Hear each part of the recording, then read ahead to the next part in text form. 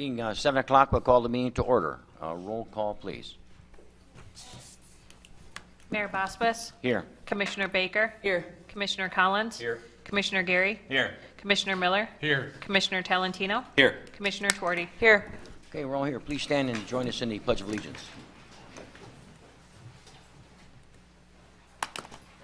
Allegiance to the flag of the United States of America and to the republic for which it stands, one nation, under God, indivisible, with liberty and justice for all. Thank you very much. Item number 4, mayor comments and general announcements. Anyone with cell phones, if you would please put them on vibrate or silence somebody, turn them off. We would appreciate it. Commissioner Miller. Thank you, Your Honor. Under communications tonight, I have an agenda item for removal of reverter clause and deed restrictions on Sault Ste. Marie Country Club. I'd like to ask at this time that we have this removed for this evening, and we can revisit it another time. Okay, that would be removed. That doesn't take a roll call, right? No. Okay, that's your item. B, proclamations and recognitions. Having no proclamations or recognitions, we'll go on to item number C, public comment. Any person may speak on an agenda item, not to exceed 3 minutes per person. Is there anyone in the audience that wants to speak on an agenda item tonight that's not already on the agenda? I think, okay. Wilda and Ken, I think, are on the agenda, even though they're, okay. Okay, here now we'll move on to the consent agenda. Deputy Clerk. D, consent agenda. Item 1, approval of City Commission meeting minutes of March 4th, 2019. Item 2, acceptance of the Airport Advisory Board meeting minutes of February 14th, 2019. Item 3, acceptance of the Community Services Board meeting minutes of January 29th, 2019. Item 4, acceptance of the Economic Development Corporation meeting minutes of February 12th, 2019. Item 5, acceptance of the Historic Structures Management Committee meeting minutes of January 23rd, 2019. Item 6, adoption of proposed modifications to employee handbook. Item 7, report an ad hoc committee established to evaluate regulating vaping by minors. Item 8, authorization to apply for Michigan Department of Natural Resources Waterways Grant for Ashman Bay Boat Launch Upgrade Project. Item 9, authorization to submit a Sault Ste. Marie Tribe of Chippewa Indians 2% distribution request for the Honey Osborne Park Fish Cleaning Station Parking Accessibility Upgrade Project. Item 10, authorization to sign environmental review form for Sault Ste. Marie Housing Commission. Item 11, from Rotary Club of Sault Ste. Marie, request for approval to apply for a DNR Recreation Passport Grant for Rotary Park. Item 12, approval of consent agenda items. Okay, thank you. Is there any commissioner who would like something further explained on the consent agenda? Commissioner Twardy. I so move that we approve the consent agenda. Support. Okay, it's been moved and supported. Are there any questions? Roll call, please.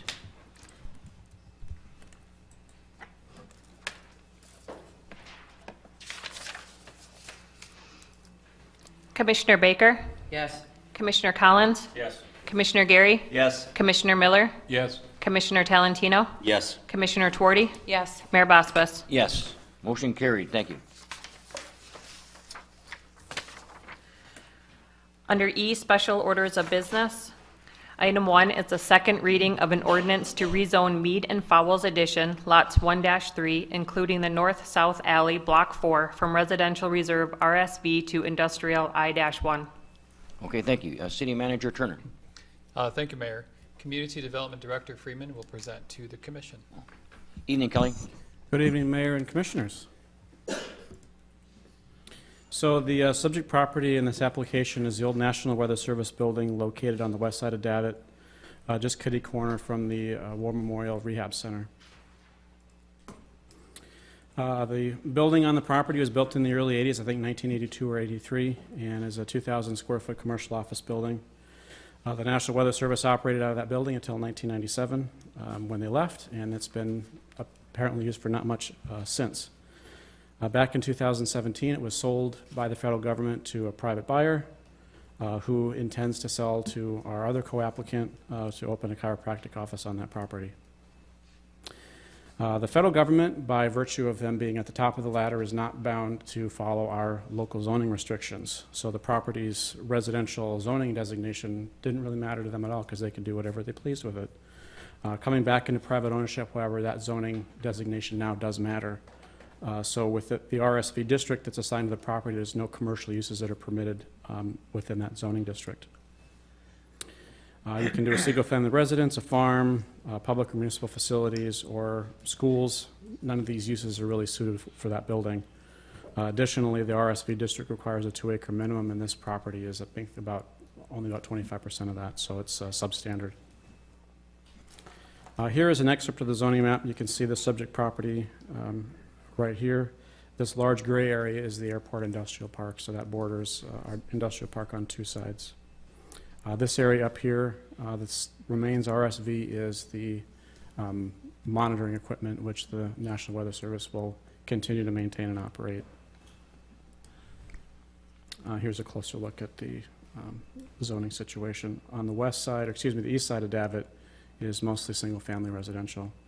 And then a little further east you get to the commercial uses on Ashman. So the request is to rezone lots 1 through 3, including the North-South Alley, Block 4, Mead and Fowles addition from RSV to I-1. So looking at the history of the zoning, from 1927 to present, it's always had a residential zoning designation, and between 1948 and 2017, it was either owned by the city or the federal government. And based on looking at the old pictures that I could find, the building that's on there now was the first structure ever put on this particular piece of property. A future land use map shows it being industrial, which is completely consistent with the requested I-1 zoning district. Additionally, goal 1.3.3 of the master plan speaks to providing support for small businesses, especially those that provide convenient services in or near neighborhoods and districts, which this would be.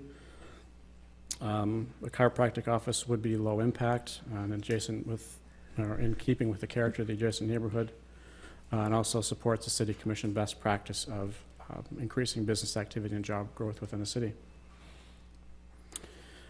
There is there is residential uses across Davitt, so it's an important thing to take a look at a little bit more closely. However, in this case, the relatively small size of that property will mitigate anything that could take place there industrial-wise in the future.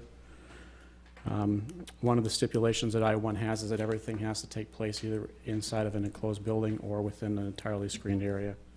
So there's not likely to be a whole lot of really inconsistent uses that can take place here based on those restrictions. And I'm comfortable that the requested zoning designation will not be incompatible with those residential uses across the street. Public comment-wise, I received 1 phone call in support of the request, and the Planning Commission met back at the end of February to consider this request and voted 5-0 in favor, finding it consistent with the city master plan, commission best practices, and the minimal impact on the surrounding neighborhood. And that concludes my presentation. City Manager, anything else? Nothing further. Thank you, Mayor. Okay. Commissioner Talentino. Sure, Your Honor. I'd like to make a motion to approve the requested rezoning of the Mead Falls addition, Lot 1 through 3, including the North-South Alley, Block 4, from residential RSV to industrial I-1. Support. It's been moved, supported. Are there any questions? Roll call, please. Commissioner Collins? Yes. Commissioner Gary? Yes. Commissioner Miller? Yes. Commissioner Talentino? Yes. Commissioner Twardy? Yes. Mayor Bosbus? Yes. Commissioner Baker? Yes. Motion carried. Thank you.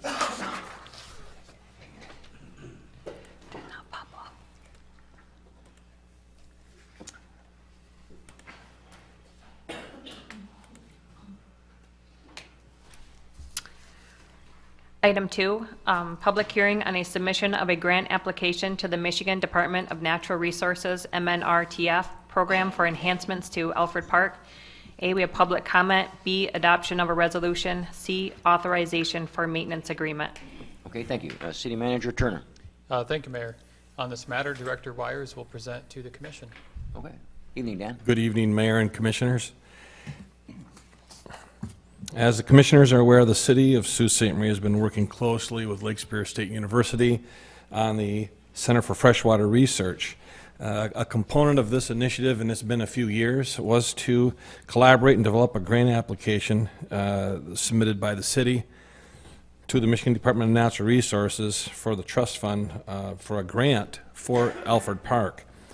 A grant application for this was authorized last year by the Commission, submitted to the MDNR for consideration, and the project was not funded in 2018.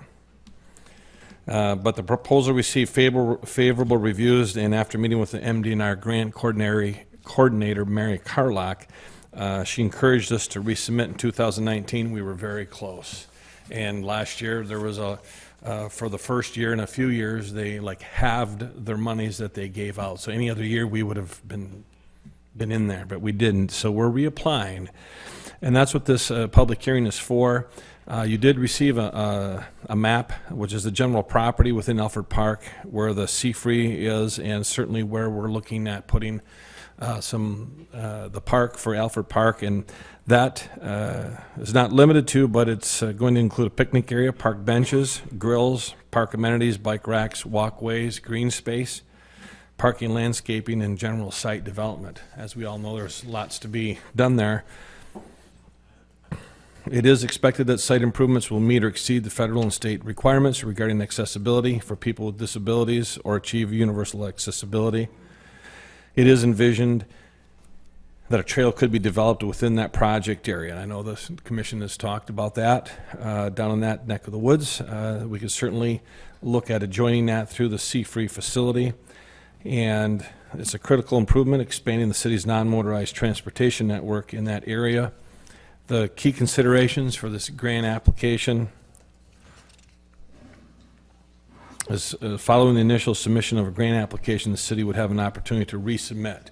And last year they came back and said, here's some things maybe that they would like to see, maybe we were deficient in. It's kind of like you get a chance to kind of resubmit some items. We did, and certainly that didn't hurt, and it always helps.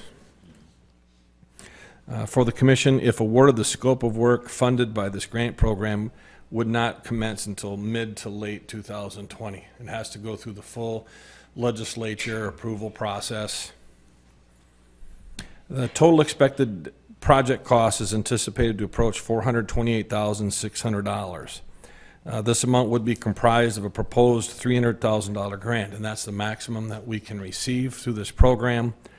And I know it's a little bit of a change today, and I know that City Manager Turner had sent that to you, that we're looking at a 40% match of $171,440 for a 40% match. And that is one of the critical areas that Mary Carlock from the Department of Natural Resources commented that we could increase our score, obviously by putting in more of a match.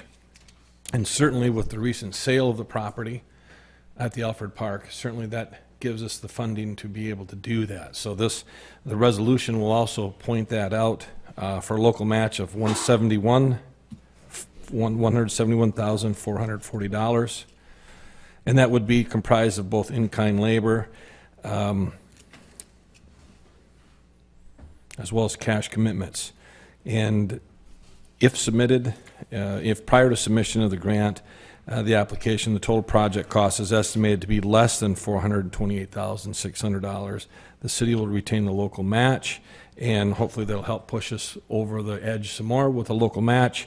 And notably, compared to last year, as you all know, the city engineer, Linda Basista, and the city received a build grant, and what we're trying to do before the submission of April 1st is try to blend in what leverage the build grant may be able to help with this grant submission. So certainly that again may put us a little bit more over the top with our match. So that's certainly the plan, still being worked on, but the state is very aware of it. So we still have lots to do before the submission. So this may take some good turns that way. But so that's what this is for in front of you, and this is very similar to what we did last year. Just we were very close and did not get funded. City Manager, anything in addition? Certainly appreciate the work that Director Wires and Basista and many others working with LSSU have put into this grant application, working with Erica Newland in their Office of Sponsored Programs. I know it takes a lot to prepare this kind of a grant application, and for the second year, preparing it to align with the scope of work for the BUILD grant. Certainly a tremendous opportunity to leverage all of the various projects together in one site. Okay. Thank you. Okay, at this time, we hold a public hearing regarding the submission of the grant application by the City of Sault Ste. Marie, Michigan to the Michigan Department of Natural Resources for improvements to the Alford Park as detailed within the duly published notice and as just presented by Dan Wires. Is there anyone in the audience who'd like to make a comment at this time?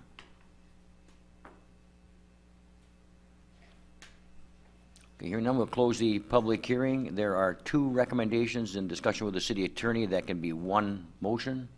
Let's go to Commissioner Baker.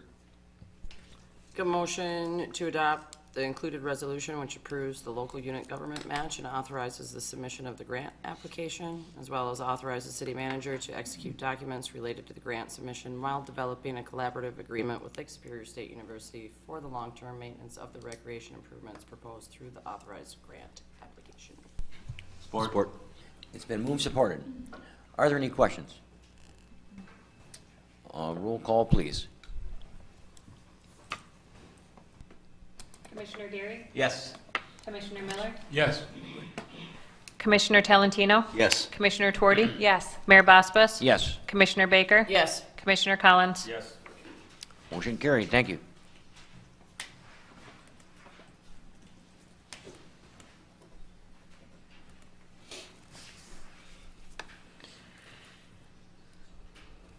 F, under communications, item 1 is being removed. We're going down to item 3 first, and it is from Jason McLeod on the Outhouse Consortium discussion regarding the Ashman Creek trails. Okay, thank you. Jason and, this is Ken and Wilda? Okay. I'm, If you'd like to introduce yourself for the record, we'd appreciate it. sure, What? I am not Jason McLeod. I'm Ken Hopper, and speaking on behalf of Outhouse Consortium. How about Wilda? Are you going to speak also? Oh, yeah, I'll interject, I guess. If you could introduce yourself for the record, we appreciate it.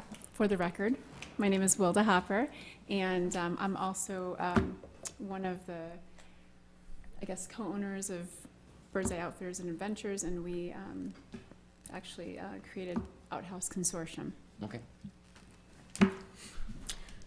So, maybe a little background. Sure. Did everybody get a packet? If you didn't, Yes. I'll probably be referring to a map or two if you already got it. I think you already got it. If not, I have extras, let me know. So, Outhouse Consortium, OUT is an acronym, Outdoor Use of Trails. So, we put together this nonprofit to establish non-motorized trails in and around Sault Ste. Marie. Hiking, biking, cross-country skiing, snowshoeing, and water trails. We believe that it's something that's needed in the community, and it contributes to a lot of things. Quality of life, people look for it. If we're talking about recruitment and retention of citizens, that definitely helps in that aspect. So, what we did is we set up the group, and we established a list of priorities. And within those priorities, the thing that came to the top priority was the Ashman Creek area. And that's the area that is adjacent to Sanderson Airport in the city limits. I guess all said and done, if you're looking at properties, it's around 300 acres of city property that's wooded right now. That in the past, Lake Superior State University had a memorandum of understanding with the city back in 2003. And that was to develop trails in the area. A person that was involved in that originally was Greg Zimmerman, and he's involved with our group right now, so there's no conflict of anything. People just kind of want to see things get moving and get some trails established up there. So what we're seeking is permission from the city to use the property. We're not looking for money. We actually, in our proposal, in our mission statement, we say that we are there to develop, to maintain, and to promote. So we're not looking to develop anything and have somebody else take care of it. We want to take care of it. Anything to interject or add? Yeah, so based on the current memorandum of understanding, it says that the. Can you pull a mic over to you? Sorry. That's Based so on, folks at home, they can listen also. Based on the current MOU with Lake State and the city, it states that the city is going to be doing the maintenance of the trail. And so that, you know, it looks as if there hasn't been that current maintenance of the trail. So we've walked it quite a bit and feel that it's a really fantastic, viable trail for the city, and would like to be part of maybe revising the MOU or creating an addendum to it that allows the Outhouse Consortium to be a part of maintaining it and promoting it, and actually extending the trail as well. So. That's on some of the, well, on the map, we identified 5 potential trailheads. And, you know, looking down the road, what we deemed as the best trailhead potential would be Project Playground area, and tying in that wooded area that's next to that too, and possibly looking at some ADA spec trail right in that area as well. And then take that in between the airport and I-500 fences and head over to Ashman Creek that way. And there's, in the original MOU, it stated that the trail would follow the tunnel under the highway, the snowmobile trail that goes under the highway. It's pretty unique, but if we were to look at another trailhead back behind the Big Lots area, the city property extends all the way there. You actually could connect Algonquin area to, you know, Business Spur area with a linear trail with also some loops back there. Yeah, and the master, in the grand scheme of things, in being transparent, Outhouse Consortium wants to connect all the trail, or all the parks in the city via trail. That's on our project list, so. Yeah, with a bigger vision of connecting all trails countywide, including the North Country Trail, trails in Brimley, and so. You know, I've been back there. It's been a few years since I've been back there, but there's a nice bridge that runs across over a water area.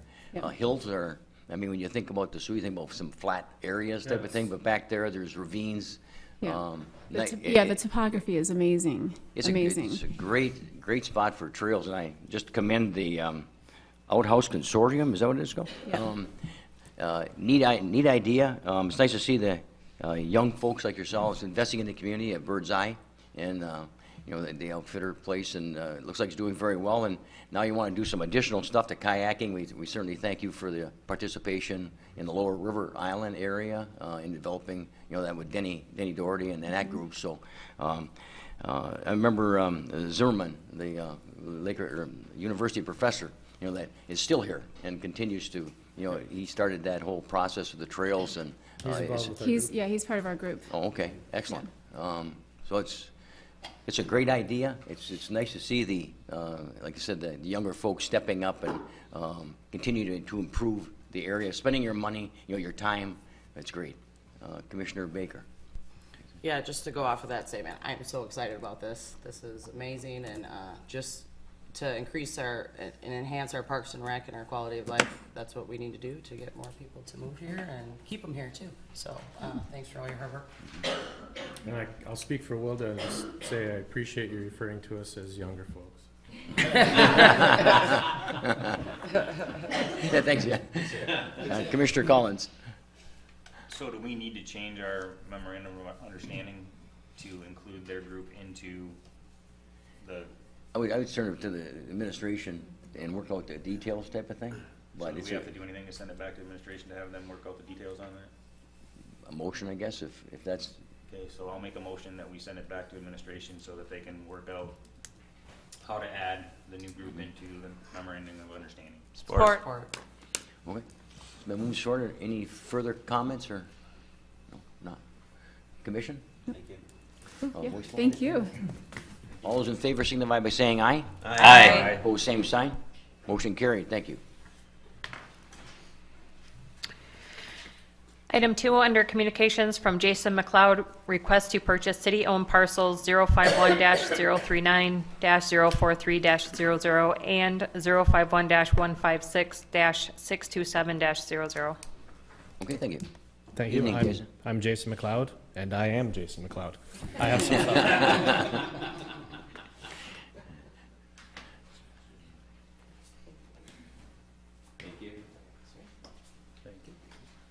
Thanks.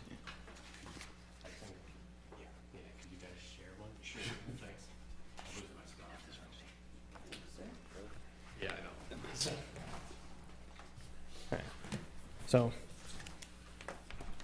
first of all, I want to thank you guys for being so open to speaking outside of here, to be able to, I was able to call each and every one of you, and it was amazing the amount of attention that you guys gave me and support, so I appreciate coffee breaks and every way that you worked me into your busy schedules. So, if we flip over to page 1 here, this is the house that I have a purchase agreement for out on Riverside. It's 914 Riverside. So I have a purchase agreement for that and the piece across the street that is closer towards town. So what I'm looking to do is purchase the city piece that goes down by the bridge and the triangle piece where the stream is at right now. And if you flip the page over, you'll see the Google Earth version of it. These properties are in extreme disrepair. There's sunken debris out in the water. There's broken docks. There's debris from what I believe was the resurfacing of the bridge at one point a couple years ago. I think some of that made its way onto the water side also. And the buckbrush that has developed along here has been substantially overgrown long enough that it's become little trees. I remember seeing this throughout my youth. It just keeps getting bigger. And if you toggle through some of the pictures, you'll see that some of these docks were wooden with the posts coming out, and they're still sticking out of the water. Some of them are nice metal crosses that are sticking up, and it's pretty dangerous stuff. The land is, if you look at some of the other properties around it, it's built up pretty far, and then it takes a nosedive at about a 45-degree angle. So you can see that the one piece here, if you're looking at this picture with the kayak tip in it, you'll see that ground level or street level is up where the break wall begins on top. And then it slowly goes down, quite abruptly goes down into the water where all the debris is and whatnot. So it's a very inhospitable place at the moment. It needs to be cleaned up. The stream itself is overgrown with buckbrush as well, to the point where they're about 20, 25-foot trees. I don't know how buckbrush gets that tall, but there she is. And some of the further pictures, you can see all the debris from the construction left on the side of the water. So it's a pretty nasty place. So what I'm looking to do is take all of that, rework it, take all the debris out of it, landscape it a little bit so that it's not so pronounced of a drop, and let these fine people take it. As you can tell, they're out doing all kinds of stuff, and if there's anyone that you want to get behind, it's these guys. And I don't spend my money lightly. You guys have seen that. So I come in, and where my specialty is I like to take junk and turn it into nice areas for people to be. So the group that they started is nonprofit, and it's to get more people out on the water, out on the water and out in the trails. And that's what I'm looking to help them do. So this whole place eventually, right now, the waterfront is zoned tourist, so they can run their operation out of the tourist part. The house is currently zoned residential. My goal is to get that rezoned sooner rather than later, so that we can use it as a base of operation for their nonprofit. So as a way of getting them out of Rotary Island onto this part here, it'll free up Rotary Island space, and then more regular constituents can come and use the facilities. But one of the main things that we're looking to do, which I've talked to Mr. Wires when I came in the room about whether I can even speak about it yet or not, is on the very back page, there's a picture of Voyager and Steer Island. And we're looking to maintain Voyager Island as it is right now, create a trail over on Steer Island, take care of the building that's left over on Steer Island, turn it into kind of a, like potentially a visitor type area to be able to learn the history of the place, put in a couple docks, and eventually, over time with crowdfunding, fundraisers that we throw, make it so that we can reactivate this entire area here. So there are issues that came up with the city when we brought it up as far as parking goes and as far as the use of the properties. Now, I won't use the residential part of the property. I had planned on having them use the garage to keep kayaks in. Mr. Freeman asked us not to do that because that's his job and it's zoning, and sure, we'll do that. And after talking with Mr. Freeman, we talked about building kayak racks for across the street so that everything that even resembles a business is separate from the residential until such a time that it can be brought into play over on our side, so following the rules. On the inside of the bay, everything is zoned tourist. So at one point, this was thought to be an area where there was going to be commerce. Right now, it's an area where there's posts and gravel. So, yes, sir. Commissioner Collins? Thank you. So is the other piece of property that you have a purchase agreement for, that's also zone tourist then as well, as what you're saying? Yes. That one is north of it? Yes. Okay. So what I'm looking to do is eventually turn that everything from the creek towards the town into something that is water related. There'll be the tribal property, I guess we can call it now, that you guys allocated to the tribe, butts up to the golf course property. And we're looking to try and connect with them to make a trailhead for a hiking path that connects from this home back there and out the front to the islands. So right within town, we'll have the Ashman Creek piece that we'll be able to use and expand and keep bringing you guys updates with what we'd like to do with that in the future. In the same breath, we can do the islands, and as we come up with a plan, I mean, we just don't want to run out with chainsaws and create new things for you. We bring it to be approved. So we go through the process, show you guys what we'd like to create, you guys give us the okay, and then we go out and we do it with our own money. And again, as Mr. Hopper asked, he stated, we're not looking for any sort of money. We're just looking to expand on what they do best. So, and my role is to help them any way I can. So, does anybody have any questions? I'm really familiar with that area because I walk it a lot, especially in the summertime. And I go to the bridge before I turn around, you know, often looking in water, looking for fish, but what you see is mostly debris under the bridge area. Do you ever see fish? We used to dock a boat in the area that's a little bit nicer to the north of where you're looking at it. But that has always been an eyesore, so that it's just great that, you know, people are willing to step up, and as I would see another young person, just to continue the strength of that whole eastern side of the Sioux. And we know the kayak business is booming. More kayaks, the more people.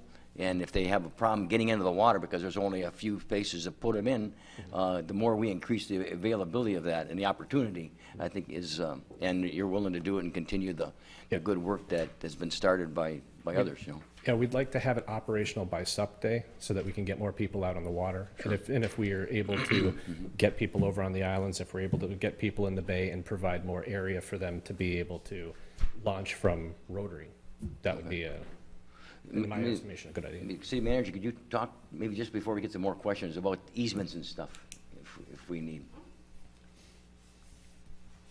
Thank you, Mayor. So Mr. McLeod, to my understanding, has been in discussions with Mr. Freeman, and there are some finer technical points which would need to be collaborated upon in terms of the easement with the bridge, which is a portion of it which is on the property between Riverside and the water, as well as the water main, and there are a couple of other utilities there. So if the commission wishes to move forward, it would have to continue, you know, it's underway in terms of the administrative review and ironing out those technical points, but just being able to resolve those in a timely fashion, recognizing the timeline Mr. McLeod is proposing.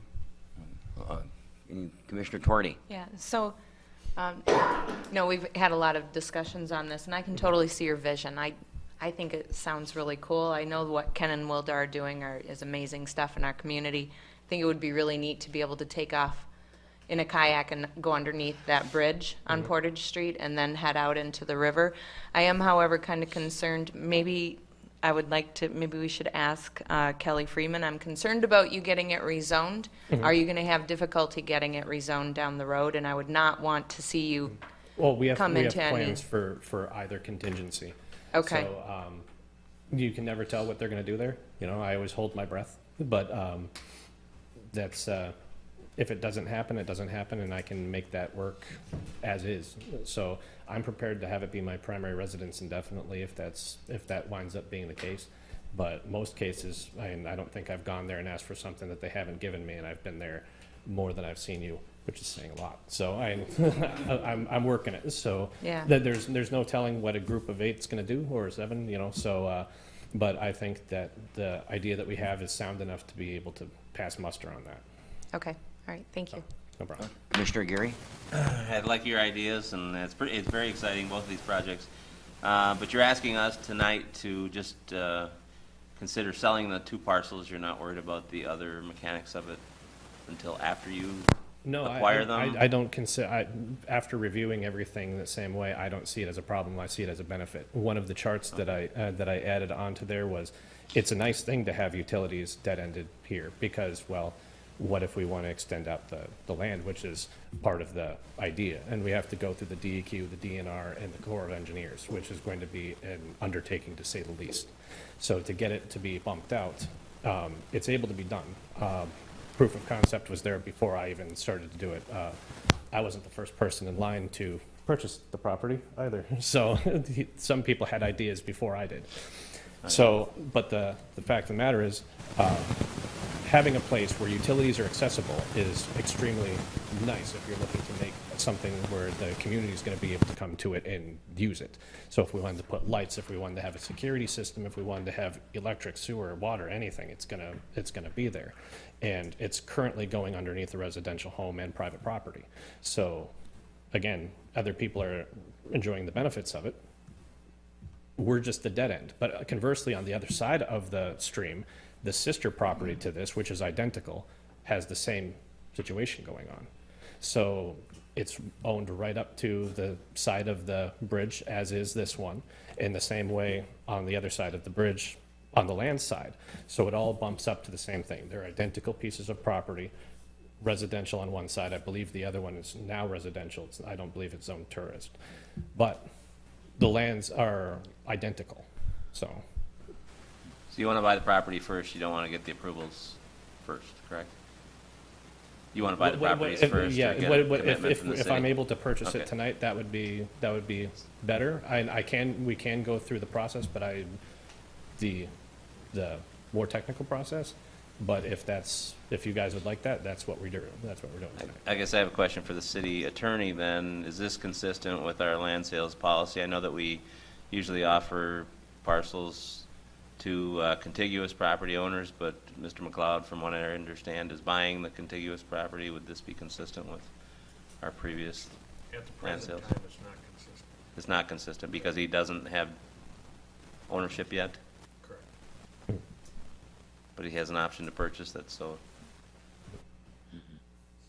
Yeah, your land policy is designed for a competitive sale, except in a limited set of circumstances.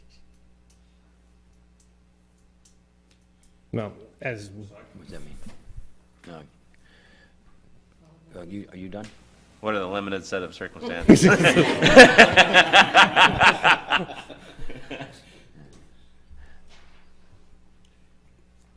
limited set of circumstances are the adjacent property owner exception and the development exception.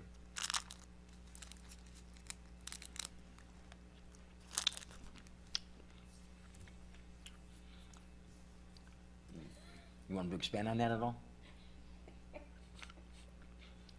There are a lot of nods, I guess. Could you please expand on that a little bit?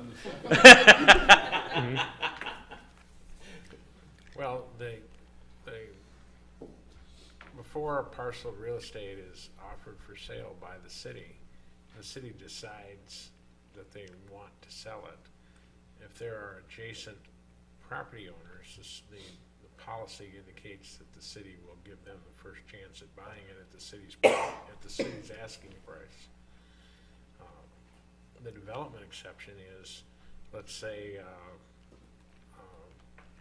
Menards were to come to town and want to build a store next to the airport on some city property. That would fall into the development exception. So I'm guessing that these two parcels are not on our list of marketed properties yet? Not yet. Okay. They're pretty small. And A so, long time ago, I suggested to the city, and it hasn't happened yet. I suggested that the city, to avoid these situations, make a list and publish on its website properties that were for sale. And using that publication and the time that that publication's been in place to justify the city's sale of the property without competitive bidding, saying it was already on the website, it's already been offered for sale for 5 years, we've never had a call. But the city's never done that to my knowledge.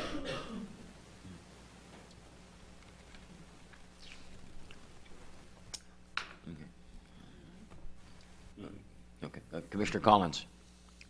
So my question is that being that the contiguous properties that are actually attached to the property he's talking about are actually the properties he's going to buy, there isn't going to be any contiguous property owners, right? So because the property that's to the north of it on the water side is a piece that he's gonna purchase, and then the house that he's gonna buy is the other contiguous portion, right? So the fact that he's actually gonna be the owner of those, for us to go through the process of asking the people that he's gonna buy the property from, if they wanna buy that piece of property, doesn't make sense. No.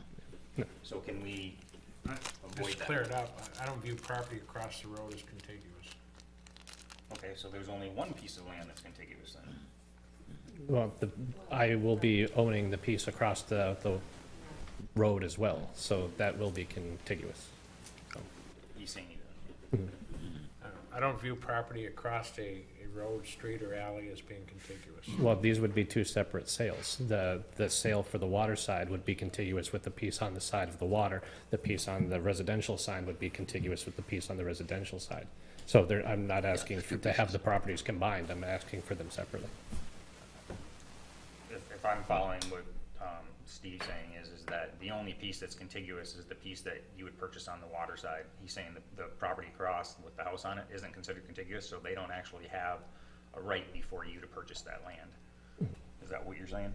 The only one that's contiguous is the piece of property that's Well, north this of is it. the first time I've seen this project, so I'm at a loss for the facts. But I looked at the handout briefly that was just passed out, and it appeared to me that the house that they're talking about is the house that's next door to the white apartment building that's Yes. adjacent to the golf course. That is not contiguous to any of the waterfront property there. No, but he's talking about another piece on the same side of the street. Right, on the- I'm not familiar with that Okay. piece. So on the, But it would The be. triangle piece yeah, beside the inside bridge. here on the north side of the piece of property he's talking about is the one where he's gonna purchase it from Steve Ball, that he has a purchase agreement for, right? That's the one that's contiguous. Commissioner Collins, what you're stating is correct. Thank you. Okay. Yeah, we have, But I guess my question yeah. is that The do we have to go commission through can the do process? what we would want to do, I would think. It might not be, since you're gonna be purchasing the property, he may not own it at this point, but he's got an option to buy. Commissioner Gary? well, that's my question. Do you have a written option to buy either parcel yet? Oh, absolutely, and You the do. financing is secured. And so would it be our proper procedure then to refer it back to the city manager to negotiate a Sale. potential sale of the two pieces of city property? That's how transactions usually happen. That means you can do it. Go ahead. So moved. Yeah. Support? Second. Okay, any further questions? Anything else? I don't think so. Okay. Wait, Dave. Commissioner Good Dwyer? job. Yeah, thank you. Jason, I did have, we've already discussed this, just so that you can clarify it for the public and the audience, that, remember, my concern was that whenever we get rid of or sell waterfront property, that the residents lose access to that property. And you've reassured me, so reassure the public what your plans The are. entire stated purpose of the purchase of the property is to bring more people to the waterfront. And through Ken and Wilda's work, their connections and how many people really want to be using the water but don't have a place to do that yet, I don't think that demand for, I've already had a lot of people asking me about this. I don't think the demand is ever going to wane at all. If not, it's going to grow and potentially purchase more on the interior. So the end of public it. will have access to the waterfront. Yep. A lot, excuse me, a lot better access than they Right. presently had, Yes. because there's really no Correct. access at this You point. can't If you see access the- it right If you now. see what that looks like, you're Yeah. not gonna walk through there. No. I'll make sure no one dies 5 feet off the side of the road. So, Thank you. Anyone else? Oh, Commissioner Talentino. For me, this is a kind of a no-brainer. You know, we're looking at an unutilized piece of eyesore property, you know, down on the lower river. I think we've got nowhere to go with our trail system now but that way. So like I said, for me, it's a no-brainer. Good luck. I hope everything works out for you.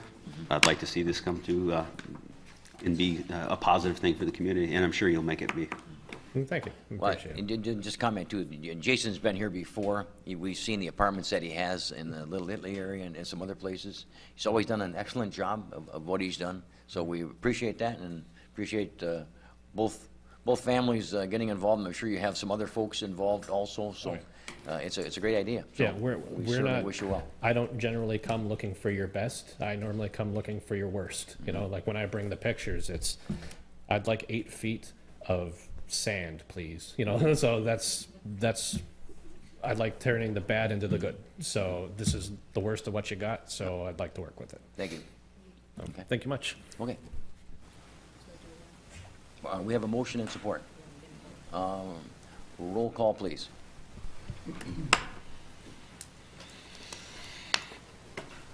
Commissioner Miller, Yes. Commissioner Talentino, Yes. Commissioner Twardy, Yes. Mayor Bosbus, Yes. Commissioner Baker, Yes. Commissioner Collins. Yes. Commissioner Gary. Yes. Motion carried. Thank you. Okay, we're into the city manager's report. Thank you, Mayor. The first and only item on the published city manager's report would be a first reading of an ordinance amending local fireworks regulations. As commissioners may be aware, during the last lame duck session, legislation was adopted and enacted by the state of Michigan regarding fireworks. Specifically, this legislation reduces the number of days each year on which fireworks can be used without prohibition by local governments from roughly 30 days to 12 days. The legislation was enacted in response to concerns from citizens throughout the state who do not like fireworks or whose pets do not respond well to fireworks. City Attorney Canello has drafted an included ordinance to update existing provisions regulating fireworks to more closely align with the new statute. The draft ordinance has been placed in the packet in the event the City Commission wishes to hold a first reading of it. Otherwise, the ordinance could be referred back to City Administration for further review or action. And City Attorney, I believe, will speak to the specifics of the ordinance. Yes. City Attorney. This is an update of the ordinance to comply with the new statute. The new statute, the old statute named holidays. The old ordinance said the named holidays in the old statute. Can't say that anymore because the statute doesn't have the named holidays anymore, like the old statute had, so we had to change some language there. The manager's correct. There was a reduction in the number of holidays, hence a reduction in the number of days that the city has no authority. So the city has greater authority under the rewritten legislation. Probably the most significant piece of the changes that I've written come in the times, because we've already covered that the days have been changed. The legislature says that on the days as described in paragraph C of the new ordinance, that the city has limited regulatory authority. And so paragraph C in the ordinance lists those dates where we have limited regulatory authority and puts in the times that were prescribed by the statute. Items A and B in the redraft of the ordinance are identical to the old ordinance. Item D is almost identical. There's the city clerk permit exception. And then one of the other things that was significantly changed, there was no provision for a state-imposed remedy for violation of those practices.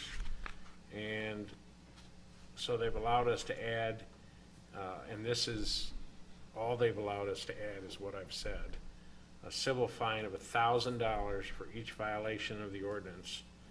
No other fine or sanction is allowed. 500 of the fine collected under the ordinance shall be remitted to the local law enforcement agency responsible for enforcing the ordinance. The fire chief hoped that was him, but it's not. It's the police chief's money if we were ever to collect such a fine. The interesting thing is that it's a civil fine of $1,000. That is both the minimum and the maximum. So violating the ordinance is going to be pricey. You're not going to get a $30 fine as a first offender. You're going to get a $1,000 fine as a first offender. And you're going to get a $1,000 fine for your 10th offense. So the times, I think the biggest focus should be the old ordinance times where we were prohibited or allowed to regulate was 1 a.m. to 8 a.m. We could prohibit fireworks 1 a.m. to 8 a.m. On certain dates. Here, we've been allowed to go 11 p.m. to 11 a.m. as prohibited times, and that's recited in paragraph 2. So the two ordinances are hard to read next to each other because of the way the legislation was drafted the first time and the second time. But the gist of it is we've been allowed additional regulatory authority, and we're proposing that the new ordinance take that allowed authority. Commissioner Baker has a question or comment. Yeah, I just want to make sure. So if somebody wanted to light fireworks on any other day, they just submit an application and come to the city for approval, or they just? That's not required. When the manager asked me that question, I said, we can shoot off fireworks Tuesday at 2 if you want. Okay, it doesn't matter what day it is, we can shoot off fireworks provided that we're not shooting off fireworks after 11 or before 11 a.m., after 11 p.m. or before 11 a.m. So there's no prohibited days in the city ordinance. Okay, it is difficult to read. The permit is for times outside of the general prohibition. So after 11 p.m. So Tuesday at 2, we can shoot fireworks. Okay, thank you.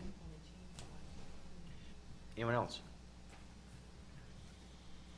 We need a motion? To hold a first reading, Is there if a- that's the commission's pleasure. Okay, we need a motion. Commissioner Collins? Make a motion to hear the first reading of an ordinance amending the local firework regulation. Support. It's been moved, supported. Are there any questions? Roll call, please.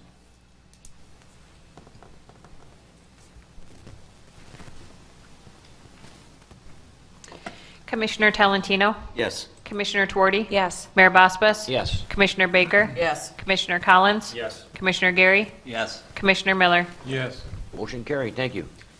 And just a note before concluding the city manager's report, currently the city is continuing to accept rental registration and re-registrations. Currently 739 have been returned to the city. There are about 100 which are outstanding at this time. Currently there's a $25 late fee, and on April 1st, in accordance with the fee schedule, that increases to $100. So for those who may be listening, note that it increases as of April 1st. Thank you. Okay, thank you. That concludes the city manager's report. Okay, item H, status reports. Thank you, Mayor. First item under status reports is an update regarding the budget development and adoption cycle. As a reminder, on Monday, April 15th, the annual budget will be submitted to the City Commission, and budget work sessions have been scheduled for Tuesday, April 16th, as well as the 17th and 18th of April, if the latter two dates are needed. All budget work sessions are anticipated to begin at 4:15 p.m.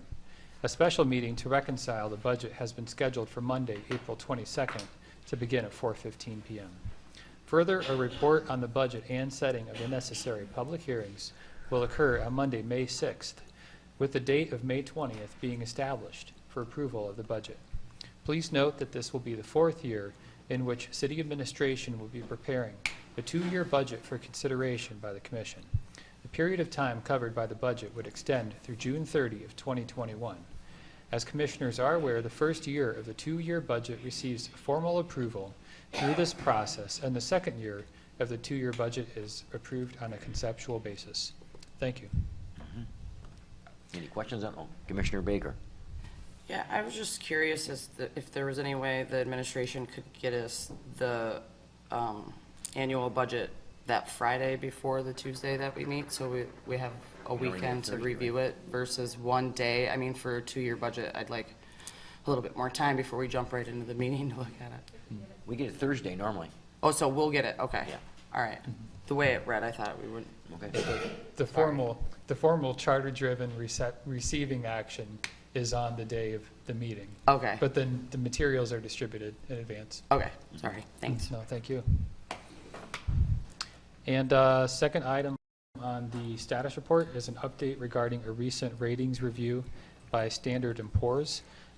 S&P has affirmed its long-term A- rating for the city's water and sewer fund and bonds and revised the outlook positively.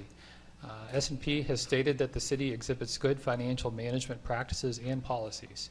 As commissioners are likely aware, Standard & Poor's periodically reviews financial performance of the city for potential changes to its bond ratings. The final product is a rating for the benefit of investors based on the city's financial stability, operations, and capital investment plans. Management decisions, such as annual rate setting, budgetary compliance, and sound financial policies, are viewed favorably. Factors beyond the city's control, such as changes to the local economy and major employers, are also considered for potential impacts by Standard & Poor's. Improvements to the ratings can help reduce interest rates paid by the city for future debt obligations. As Commission is aware, different types of debt the city holds is evaluated separately, and each with a different focus depending on the revenues tied to each one.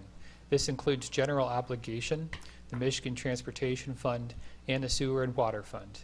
As a reminder, in August 2018, S&P affirmed the city's AA long-term rating with a stable outlook on the Series 2008 Michigan Transportation Fund bonds, and in December 2015, with the refunding of the City Hall and Water Street bond, the city received an A+ rating and stable outlook for that as well. Thank you. Okay. Third item under status reports is a reminder regarding an upcoming joint meeting of the City Commission and the Police and Fire Pension Board, which will be held on April 17th and will receive presentations of the annual actuarial valuation and a status report of the investment portfolio and market conditions. Presenters will include Mr. Michael Gano, an actuary with Gabriel Roeder Smith & Company, and Mr. Tim Bryce, Managing Director with Wealth Management of the Bryce Group. It is anticipated that the meeting, as noted, will be held jointly with the City Commission and, like all meetings of the board, will be open to the public. It will be held at 8 a.m. in the second floor conference room at City Hall. Thank you. Okay. Fourth item under status reports is an update regarding the 2019 city election filing deadlines. Just a reminder that the registered electors of the city will elect one mayor and 3 city commissioners at the general election to be held Tuesday, November 5th. The primary election, if required, will be held on Tuesday, August 6th. The declaration of intent and affidavit of qualifications, the affidavit of identity and receipt of filing, and nominating petitions of those persons aspiring to those offices must be filed in the office of the city clerk no later than 4 p.m. on Tuesday, April 23rd, 2019. Thank you. And finally, under status reports is an update from Mary Jo Duvall regarding the 2019 citywide cleanup. Okay, Mary Jo, welcome back. Hi, great to be back. I'm not sure if Bonnie can pick that up or not, but first of all, I'd like to say what exciting things that I've heard in the audience tonight about all the development with the new consortium and all that. So I think now I've got a lot of pressure. It's time to get the city beautiful again so we can get into the trails and all of the great beauty that we have up here in the Sioux area. So we have citywide cleanup set for May 18th. Everybody say a prayer that our snow is gone. Is it lined up right? Or, it's a flyer. We can also get it passed out to everybody as well. We will be doing registrations by calling myself. The number's on the poster, and we'll get that up on the website and the Facebook page if it's not already there. We will hand out garbage bags and gloves as we have every year behind the firehouse and the week prior to the cleanup as well. So businesses out there, you know, it's fun sometimes just for to get together outside of work and do something good for our community. So this is a great time for your business, your organization, or even your family to get out. Find an area in the Sioux that you're passionate about, that you utilize, and let's try to get some of our mess from the winter months cleaned up. It's been a long winter. Afterwards, we will hold our picnic up at Sherman Park in the pavilion. We'll have hot dogs and hamburgers for everyone that volunteers, as well as some great door prizes that we've been collecting in the last month. You think we're going to see the grass by May 18th? Yeah, well, bring your shovels too, just in case. We'll have to shovel out to get the dirt cleaned Well, we up. lost quite a bit of snow in the last, just the 2 days of inclement weather we had with the rain. We Yeah, lost hopefully quite a this bit, week so, we'll lose a bunch more. So yeah. my father-in-law always said the snow will be gone by April 15th. So That's I like him. that's a tall order, but let's see if it happens. And then also we'll be doing our annual T-shirt contest. We get a notification out to all the schools in 3rd, 4th, and 5th grade, and they have the opportunity to draw a T-shirt design for us, and a volunteer that comes out to do the cleanup will get a free T-shirt as well.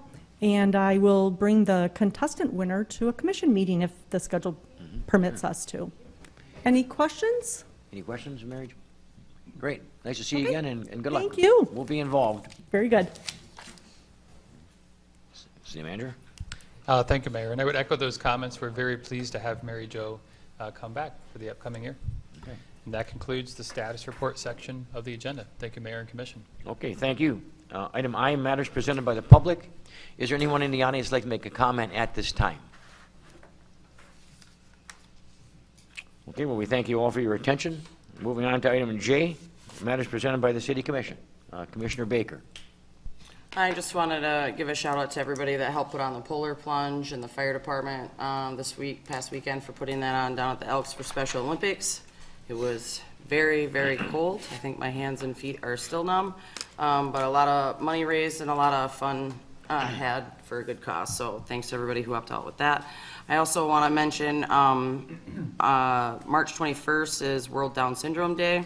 So they're doing rock your socks, wear your odd socks to show that you care on March 21st for World Down Syndrome Day. So if you can support that, please do, and wear some funky socks and have fun. Okay, thank you. Anyone else? Commissioner Gary. Your Honor, I'd like to adjourn this meeting, please. Support. Been moved, supported. All those in favor signify by saying aye. Aye. Opposed, same sign. We are adjourned. Thank you very much.